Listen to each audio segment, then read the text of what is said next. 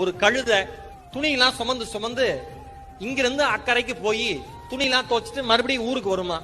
அந்த கழுத ஒரு நாள் தவறுதலா ஒரு பழைய ஒரு தண்ணி இல்லாத கிணத்துக்குள்ள விழுந்துருச்சான். கத்துன்னு கத்திருக்கு. அந்த ஓனர் பார்த்திருக்காரு, இந்த கழுதையை தூக்க முடியாது, வேஸ்ட், சாவடிச்சிடலாம் அப்படின்ட்டு மண்ணை எடுத்து மூடி நம்ம மரியாதையாவது பண்ணுவோம்.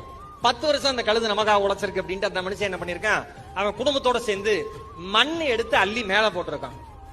அந்த கழுத புத்திசாலி பாருங்க, மேல விழுந்த மண்ணை உதறி உதறி உதறி உதறி உதறி கிணறு மூட மூட மூட மூட அது மேல வந்துருச்சான். கிணறு மூட மூட மூட அது மேல வந்துருச்சு. அதே மாதிரிதான் உங்கள் மீது பிறர் செய்கிற விமர்சனங்களும். யாராவது அவமானம் என்கிற விமர்சனத்தை, அசிங்கம் என்கிற விமர்சனத்தை, நீ வாழ்க்கையில முன்னேற மாட்டடா அப்படிங்கிற விமர்சனத்தை நீங்கள் அதை உதறி தள்ளிவிட்டு கிணற்றை மூடி மேலே வருகிற ஜீவனாக வாழ்க்கையை வாழ கற்றுக்கொண்டிருக்கின்றால் யாரும் உங்களை வாழ்க்கையில் சாய்க்கவே முடியாது.